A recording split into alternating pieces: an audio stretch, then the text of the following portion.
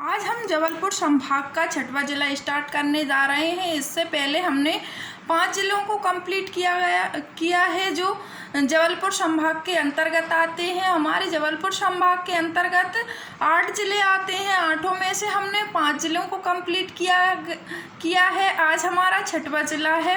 हम देखते हैं हमने कौन कौन से जिलों को कंप्लीट किया है। तो हमने जबलपुर, मंडला, सिवनी, कटनी, नरसिंहपुर इत्यादि जिलों को हमने कंप्लीट किया है। आज हमारा छठवां जिला बालाघाट है। आज हम बालाघाट को एकदम डिटेल से पढ़ेंगे, जिसमें आपके जितने भी क्वेश्चन एग्जाम की दृष्टि से इम्पोर्टेंट है। आज मैं आपको जितने भी बालाघाट जिले से बन सकते हैं क्वेश्चन आज मैं पूरे कराने की कोशिश करूँगी। और चलिए हम बालाघाट ज़िले को स्टार्ट करते हैं। पहले हम बालाघाट ज़िले का परिचय देखते हैं। हमारे बालाघाट ज़िले की स्थापना कब हुई थी, तो चलिए हम स्टार्ट करते हैं। तो स्थापना देखते हैं। तो बालाघाट ज़िले की स्थापना देखते हैं। तो बालाघाट ज़िले की स्थापना 1 नवंबर 1956 में हुई थी। अगर हम स्थापना की बात करते हैं तो स्थापना अधिकांश जिलों की स्थापना जो मध्य प्रदेश का गठन हुआ था उसकी ही समय हुई थी, जब हमारे मध्य प्रदेश का गठन 1 नवंबर 1956 को हुआ था और जिससे अधिकांश जिलों का भी गठन 1 नवंबर 1956 में हो गया था। अब देखते हैं हम इसका क्षेत्रफल कितना है। तो हमारा जो बालाघाट ज़िला है यह मध्य प्रदेश का सबसे बड़ा ज़िला है। एक तो इसका क्षेत्रफल देखते हैं। तो इसका क्षेत्रफल कितना है, तो 9,229 वर्ग किलोमीटर क्षेत्र में ये फैला हुआ है। हमारा बालाघाट ज़िला यह मध्य प्रदेश का सबसे बड़ा ज़िला है। इस जबलपुर संभाग के अंतर्गत आता है। अब देखते हैं हम इसका लिंगानुपात कितना है। हम देखते हैं कि जो हमारा जबलपुर ज़िला है, जबलपुर ज़िले का लिंगानुपात सर्वाधिक है। देखते हैं इसका लिंगानुपात कितना है। तो जबलपुर ज़िले का जो लिंगानुपात है 1,000 पुरुषों पे 1,021 महिलाएं, मतलब प्रतिवर्ष अगर 1,000 पुरुष जन्म लेते हैं तो वहीं 1,021 महिलाएं जन्म लेती हैं। यह हमारा साक्षर जिला है और जिसकी जनसंख्या दर बहुत कम है, मतलब साक्षर हैं इसलिए इनकी महिलाओं की संख्या ज़्यादा है इसमें। और यह साक्षरता अधिक होने के कारण इनकी जनसंख्या भी बहुत कम है, मतलब न्यूनतम जनसंख्या है। परंतु यह साक्षरता में प्रथम स्थान, मतलब साक्षरता अच्छी है बालाघाट ज़िले की। और यहाँ महिलाओं की संख्या पुरुषों से अधिक है, और जबकि और ज़िलों में पुरुषों की संख्या महिलाओं से अधिक होती है। ये अब देखते हैं इसका जनघनत्व देखते हैं, मतलब 1 प्रति वर्ग किलोमीटर, मतलब 1 प्रति वर्ग किलोमीटर क्षेत्र में कितने लोग निवास करते हैं। तो 1 वर्ग किलोमीटर क्षेत्र में केवल 184 लोग ही निवास करते हैं। कितने, 184 प्रति वर्ग किलोमीटर क्षेत्र में। अब देखते हैं यहाँ की साक्षरता दर। तो हमारे बालाघाट ज़िले की साक्षरता दर 77.1% है। यहाँ की साक्षरता दर है महिलाओं और पुरुषों को मिलाकर। अब देखते हैं हम हमारे जबलपुर ज़िले की तहसीलें कौन कौन सी हैं। तो हमारे जबलपुर ज़िले की कुल कितनी तहसीलें हैं, 11 तहसील हैं। अब देखते हैं कौन कौन सी हैं। तो जबलपुर ज़िले की तहसीलें कितनी हैं, बालाघाट, बिरसा, लांजी, खैरलांजी, लालबर्रा और तिरोड़ी, परसवाड़ा, ठीक है, और किरनापुर, बेहर, कटगी और 12 सिवनी, ठीक है। इसकी ये प्रमुख तहसीलें हैं। एक बार हम रिकॉल करते हैं इनकी तहसीलें, जिससे आपको अच्छे से याद हो जाए। तो चलिए बालाघाट की प्रमुख तहसीलें, तो बालाघाट, बिरसा, लांजी, खैरलांजी, लालबर्रा, तिरोंडी और परसवाड़ा, किरनापुर, बेहर, कटगी और 12 कटनी इसकी प्रमुख तहसीलें हैं।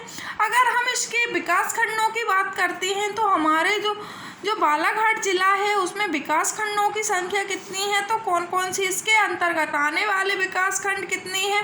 तो हम इसके विकास खंडों को देखते हैं। इसके अंतर्गत आने वाले प्रमुख विकास खंड कौन से इसके अंतर्गत आने वाली 10 विकास खंड हैं और कौन कौन से हैं, तो खुद बालाघाट है, लांजी है, किन्नापुर है, बेहर है, परसवाड़ा है, बिरसा है, बारासिवनी है और खैरलांजी है, कटनी है और कौन सी बालवर्रा है।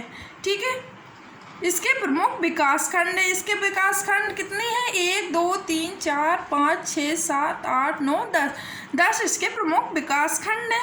अब देखते हैं इसका जिला मुख्यालय कौन सा है। हमारे जो जबलपुर जिले का जिला मुख्यालय कौन सा है, तो इसका जिला मुख्यालय की बात करते हैं तो इसका जिला मुख्यालय को जबलपुर ही। इसका जिला मुख्यालय की बात करते हैं तो इसका जिला मुख्यालय बालाघाटी ही है, क्योंकि हम बालाघाटी ही पढ़ रहे हैं। जबलपुर गलती से निकल गया था मेरे मुँह से, तो इसका जिला मुख्यालय बालाघाट है। अब देखते हैं जिला कौन सा है, जिला बालाघाट है। और कौन से संभाग के अंतर्गत आता है, तो मैंने आपको शुरू में ही बताया, ये हमारे जबलपुर संभाग के अंतर्गत आता है। इसका हम पुराना नाम देखते हैं कि प्राचीन काल में जो हमारा बालाघाट है उसे किस नाम से जाना जाता है, तो हमारे बालाघाट को प्राचीन काल में बारे घाट के नाम से जाना जाता है। और जो हम वर्तमान नाम है, तो वर्तमान नाम इसका क्या है, तो इसका वर्तमान नाम बालाघाट है, जिसे आज हम बालाघाट के नाम से जाना जाता, आज हम बालाघाट के नाम से इसे जानते हैं। अगर हम देखते हैं तो कि इसका बाराघाट कौन से समय में इसका बाराघाट नाम था हमारे बालाघाट का, तो देखते हैं जो ब्रिटिश काल में बालाघाट का नाम बारेघाट था और बाद में इसे बाराघाट से बालाघाट कर दिया गया। ठीक है, अब देखते हैं और आगे इसमें क्या है। अब देखते हैं हम बालाघाट के प्रमुख महत्वपूर्ण तत्वों को और यह महत्वपूर्ण जानकारी देखते हैं कि हमारे बालाघाट की प्रमुख महत्वपूर्ण जानकारी कौन सी है, इसके अंतर्गत क्या क्या चीज़ है। तो हम चलिए शुरू करते हैं। तो देखते हैं बालाघाट जिला। बालाघाट ज़िले में जो बैनगंगा की घाटी और सतपुड़ा घाटी के अंतर्गत मतलब बीच में विस्तृत है। ठीक है, बीच में विस्तृत है। कौन के बालाघाट, हमारा जो बालाघाट ज़िला है वो कौन सी बैनगंगा की घाटी एवं सतपुड़ा की घाटी के बीच में विस्तृत है। अगर हम देखते हैं इसे घाटी जिला के नाम से भी जाना जाता है। इसे घाटी जिला के नाम से किस आधार पर जाना जाता है, तो घाटी जिला को जो कैसे बैनगंगा घाटी और सतपुड़ा घाटी के अंतर्गत आता है, इस कारण इसको घाटी जिला के नाम से भी जाना जाता है। अब देखते हैं और महत्वपूर्ण तत्व क्या है इसके। अब देखते हैं प्रदेश का पहला वन राजकीय महाविश्वविद्यालय कहाँ है, तो देश का पहला वन राजकीय महाविश्वविद्यालय हमारे बालाघाट जिले में स्थित है। और आपको मैंने पहले ही बताया है कि हमारा यह सबसे बड़ा ज़िला है। अब देखते हैं हम बालाघाट ज़िले में सर्वाधिक सिंचाई होती है, मतलब जो हमारे बालाघाट में सर्वाधिक सिंचाई किससे होती है, तो बालाघाट में सर्वाधिक सिंचाई किससे, तालाबों द्वारा की जाती है। अब देखते हैं हम इसमें अगर देखें बालाघाट में क्या उत्पादन सबसे अधिक होता है, तो हमारे बालाघाट में सबसे अधिक उत्पादन धान होती है। अधिक धान उत्पादन होगी तो चावल भी अत्यधिक होंगे। और चावल कौन सी किस्म के होंगे, तो चावल काली मूंछ वाले चावल अत्यधिक उत्पादन होते हैं। बालाघाट जिला धान उत्पादन में अग्रणीय जिला है। अब देखते हैं हम 2011 की जनगणना के अनुसार हम देखें, 2011 की जनगणना के अनुसार हम 2011 की जनगणना के आंकड़े के अनुसार बालाघाट का लिंग अनुपात देखते हैं। तो लिंग अनुपात कौन से अनुपात में है, 1000 अनुपात 1021, मतलब जहाँ 1000 पुरुष होंगे वहाँ 1021 महिलाएं जन्म लेंगी प्रति एक वर्ष में। ये हमारे 2011 के आंकड़ों के अनुसार है, क्योंकि हमारी जो अंतिम जनगणना हुई थी वो 2011 में हुई थी और जनगणना 10 वर्षों के अंतराल में होती है। इसलिए हमारी जनगणना जो अंतिम जनगणना हुई थी 2011 में हुई थी और जो आगे जनगणना होने वाली है वो 2021 में होने वाली है और अभी तक नहीं हुई। इस कारण हम 2011 के आंकड़ों के अनुसार ही लिंग अनुपात है हमारा। और जो जनघनत्व है, साक्षरता दर है, उसके ही आधार पर हम निकालेंगे। ठीक है, अब देखते हैं हम हमारे बालाघाट में और क्या है। तो बालाघाट की प्रमुख अगर हम नदियां देखें तो हमारे जो बालाघाट में कौन कौन सी नदियां मुख्य रूप से प्रभावित होती हैं, तो चलिए हम देखते हैं बालाघाट की प्रमुख नदियां। तो बैनगंगा है, बरदा नदी है। बरदा नदी हम देखते हैं, बैनगंगा, जो बैनगंगा और बरदा नदी महाराष्ट्र में इनका संगम होता है। ठीक है, मतलब जो बरदा नदी है काय में हमारी बैनगंगा नदी में आकर कहाँ महाराष्ट्र में मिल जाती है। और आगे हम देखेंगे इसके बारे में, तो इसमें बैनगंगा, ठीक है, बरदा, बंजर, चंदन और देव नदी इसमें प्रमुख रूप से प्रभावित होती हैं, काय में बालाघाट जिले में बहती हैं। ठीक है, अब देखते हैं बालाघाट की और जानकारी। तो बालाघाट जिले में बेहर तहसील में, जो हमारे बालाघाट की बेहर तहसील है, उसमें मलाजखंड क्षेत्र में तांबे के भंडार स्थित हैं। मतलब अगर हम देखते हैं तो अगर देखते हैं कि सबसे बड़ी तांबे की खदान कहाँ स्थित है, तो हम देखते हैं कि सबसे बड़ी तांबे की खदान मलाजखंड कहाँ पे है, ये हमारे बालाघाट जिले में है। और कौन सी तहसील के अंतर्गत आती है, बेहर तहसील के अंतर्गत आती है। अगर हम देखें तो इसकी स्थिति क्या है, 170 मीटर लंबी तथा 20 मीटर चौड़ी है। यह तांबे की पट्टी का भंडार है। ठीक है, अब देखते हैं हम बालाघाट जिले में और क्या है। तो बालाघाट जिले में मैंगनीज सर्वाधिक उत्पादन होता है। जो हमारा बालाघाट जिला है उसमें मैंगनीज का सर्वाधिक उत्पादन होता है। इस कारण इसे बालाघाट को मैंगनीज नगरी के नाम से भी जाना जाता है। अब देखते हैं मैंगनीज की इसमें कौन सी खदान है। तो मैंगनीज की इसमें बालाघाट में बरेली में एशिया की सबसे बड़ी, जो हमारा एशिया महाद्वीप है उसकी सबसे बड़ी भूगत मैंगनीज की खदान कहाँ स्थित है। तो बालाघाट के बरेली में एशिया की सबसे बड़ी भूमिगत, मतलब भूमिगत या भूगत कह लो, भूमिगत मैंगनीज की खदान कहाँ, बालाघाट जिले में स्थित है। अब देखते हैं हम बालाघाट जिले की अन्य जानकारी। तो देखते हैं हम इसके बालाघाट जिले के हम प्रमुख अगर धार्मिक स्थल की बात करते हैं कि बालाघाट जिले में कौन कौन से धार्मिक स्थल हैं, तो चलिए हम धार्मिक स्थल की बात करते हैं। रामपयाली का मंदिर है। ठीक है, हमारे जो बालाघाट में प्रसिद्ध मंदिर है रामपयाली का मंदिर, श्री राम मंदिर। ठीक है, अब देखते हैं अम्मा माई का मंदिर है, जो बालाघाट की प्रमुख प्रसिद्धियों में से एक है। अम्मा माई का मंदिर भी है, बहुत प्रसिद्ध है बालाघाट में। और यह अब देखते हैं लांजी का महादेव मंदिर। लांजी का महादेव मंदिर भी बालाघाट जिले का एक प्रसिद्ध मंदिर है। और महामाया का मंदिर, ठीक है, गायत्री मंदिर, बटकेश्वर का मंदिर, बटकेश्वर भी बालाघाट का प्रमुख मंदिरों में से एक है, ये बहुत प्रसिद्ध है। अब देखते हैं हम बालाघाट जिले की और अन्य स्थिति क्या बनती है। हम बालाघाट जिले के प्रमुख पर्यटन स्थल की बात करते हैं। पर्यटन स्थल मतलब कि बालाघाट जिले में देखने लायक कौन कौन सी चीज़ हैं। तो चलिए हम पहले वो देखते हैं कि हमारे बालाघाट जिले में देखने लायक कौन कौन सी चीज़ हैं। तो बालाघाट में प्रमुख पर्यटक स्थल, तो लांजी का किला स्थित है और हट्टा का बावड़ी, जो हट्टा है, हट्टा की बावड़ी प्रसिद्ध है। नहलेसरा बांध है, ठीक है। और बरेली सूती बांध भी हमारा बैनगंगा नदी पे है। और गंगलपारा का जलप्रपात और अब देखते हैं इसमें, ठीक है, ये तो हमारे क्या पर्यटक स्थल हैं कौन कौन से। लांजी का किला है, हट्टा का बावड़ी है, नहलेसरा है, ठीक है, नहलेसरा बांध है, बरेली है, सूती बांध है और गंगालपारा का जलप्रपात कहाँ, हमारे बालाघाट जिले में स्थित है। यह एग्जाम की दृष्टि से बहुत इम्पोर्टेंट पॉइंट है। ये कभी कभी पूछ लेता है कि हमारे बालाघाट जिले में कौन कौन सी चीज़ें देखने लायक हैं, पर्यटन स्थल हैं, ठीक है। अब देखते हैं हम जो बैगा जनजाति है हमारे बालाघाट में, बैगा जनजाति सबसे अधिक बैगा जनजाति पाई जाती है। ठीक है, और देखते हैं बालाघाट में ज़िले में क्या और किस मामले में बालाघाट ज़िला आगे है, कौन सी चीज़ का अधिक उत्पादन करता है, कौन सी चीज़ प्राकृतिक रूप से अधिक पाई जाती है।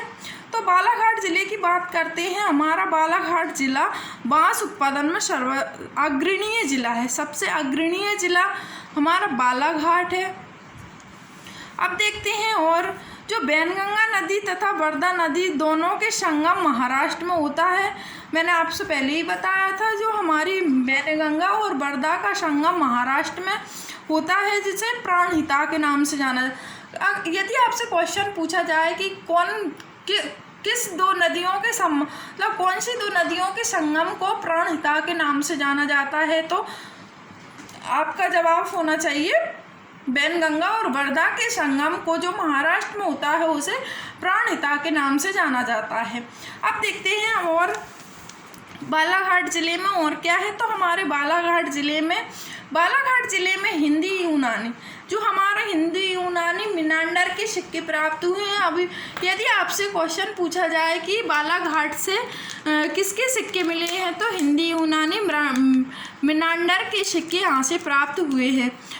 ऐसा भी क्वेश्चन पूछता है कि मिनांडर के सिक्के कहाँ से प्राप्त हुए हैं, तो मिनांडर के सिक्के हमारे बालाघाट ज़िले से प्राप्त हुए हैं। अब देखते हैं Madhya Pradesh police range IC में कितने 11 हैं, मतलब जितने भी हमारे संभाग हैं उसमें आईसी रेंज 10 हैं, परंतु यह बालाघाट में भी है। तो यह याद करने में आसानी होगी, तो क्योंकि हम संभाग तो करेंगे ही, परंतु जो एक रेंज पुलिस रेंज है उसे बालाघाट में है। और बालाघाट में कौन कौन से दो क्षेत्र, मतलब पुलिस रेंज में यह पुलिस रेंज में बालाघाट एक संभाग है, इसके अंतर्गत कौन कौन से आता है, मंडला आता है, डिंडोरी आता है। ठीक है, आईसी रेंज में मतलब पुलिस रेंज में। वैसे पुलिस रेंज हमारे 10 हैं, 10 के 10 काय में है हमारे संभागों में, और एक 11वां हमारा काय बालाघाट में है। और पुलिस रेंज की दृष्टि से बालाघाट पुलिस रेंज का संभाग है, और इसके अंतर्गत मंडला और डिंडोरी आते हैं। ठीक है, इसको याद रखिए, एक इम्पोर्टेंट पॉइंट है। अब देखिए किरनारपुर औद्योगिक केंद्र मतलब जो हमारे बालाघाट में किरनार औद्योगिक केंद्र स्थित है। हमारे बालाघाट वगैरह यदि आपसे पूछा जाए कि किरनारपुर औद्योगिक केंद्र कहाँ है, तो किरनारपुर औद्योगिक केंद्र हमारे बालाघाट ज़िले में स्थित है। और बालाघाट ज़िले में कान्हा-किसली राष्ट्रीय उद्यान भी है।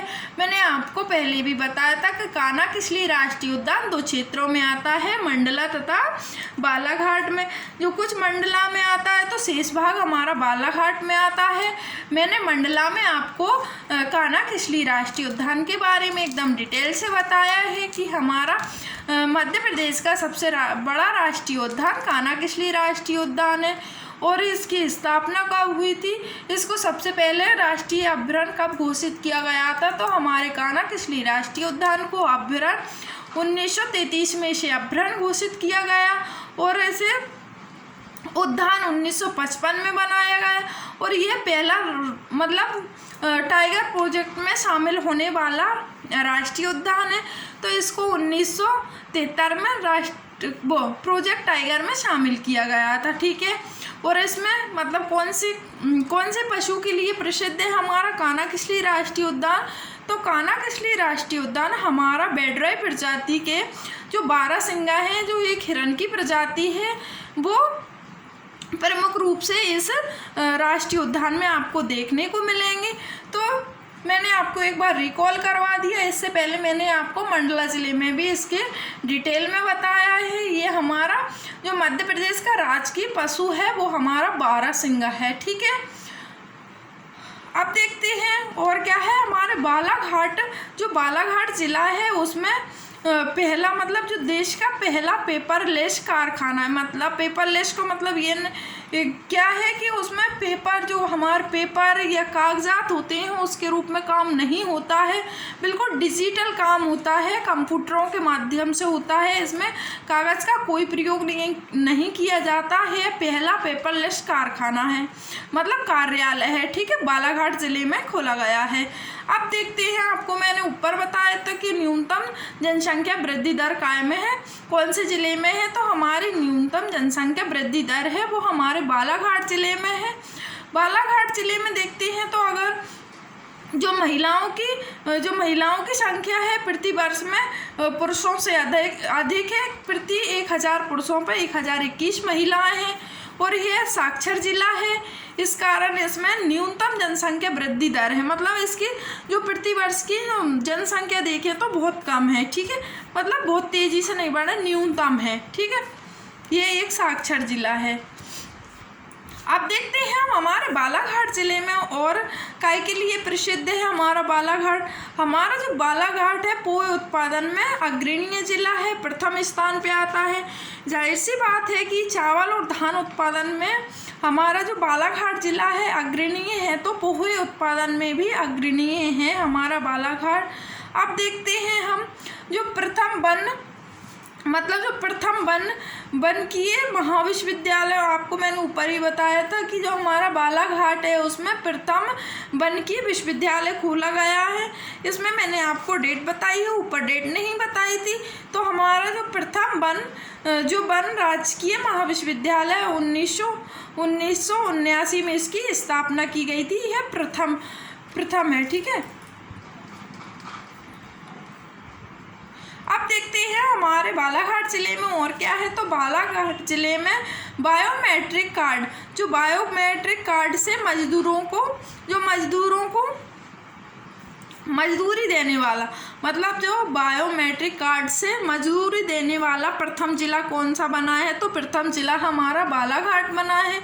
जो बायोमेट्रिक कार्ड से मजदूरों को मजदूरी दी जाती है, ठीक है, ये हमारा प्रथम ज़िला बना है, ठीक है। अब देखते हैं हम इसमें, अगर हम हमारे बालाघाट ज़िले में देखें तो हमारा बालाघाट ज़िला एक प्रमुख ज़िला है, और मतलब इसको कई क्षेत्रों में आगे है, ठीक है। हमारे बालाघाट ज़िले में देखते हैं तो सर्वाधिक वर्षा वाला ज़िला हमारा बालाघाट है। और अगर हम बात करें कि सर्वाधिक वर्षा कहाँ होती है, तो सर्वाधिक वर्षा पचमढ़ी होशंगाबाद में होती, परंतु हम जिला देख रहे हैं जो हमारे जबलपुर संभाग के जो ज़िले हैं उनमें सबसे ज़्यादा वर्षा कौन से ज़िले में होती है, तो हमारे बालाघाट ज़िले में होती है, ठीक है। अब देखते हैं हम बालाघाट ज़िले में और क्या है, तो बालाघाट ज़िले में सर्वाधिक वन पाए जाते हैं, ठीक है, सर्वाधिक वन पाए जाते हैं, इस कारण इसे शिकारियों का स्वर्ग कहा जाता है। इन वनों को, जो हमारा बालाघाट ज़िला है वनों में अग्रणीय है, इस कारण इसे इन वनों को किसका, शिकारियों का स्वर्ग कहा जाता है। अब देखते हैं हम उसमें और क्या है, हमने नोट में लिया है जो करंट अफेयर का क्वेश्चन, लैंड ऑफ सारस 2020 में जो सारस पक्षी है, लैंड ऑफ सारस 2020 में सारस पक्षी की अत्यधिक होने के कारण बालाघाट ज़िले को लैंड ऑफ सारस घोषित किया गया। मतलब लैंड ऑफ मतलब सारसों का, लैंड मतलब देश, सारसों जो सारस पक्षियों का देश घोषित किया गया लैंड ऑफ सारस 2020 में, मतलब सारस पक्षी अत्यधिक होने के कारण इसे लैंड ऑफ सारस घोषित किया गया है हमारे बालाघाट ज़िले को। अब देखते हैं हम बालाघाट ज़िले में, अब हमारा बालाघाट ज़िला यहीं हम समाप्त करते हैं, इसके बाद हम और आगे का ज़िला पढ़ेंगे। चलिए आज की क्लास हम यहीं ख़त्म करते हैं। चलिए, थैंक यू सो मच।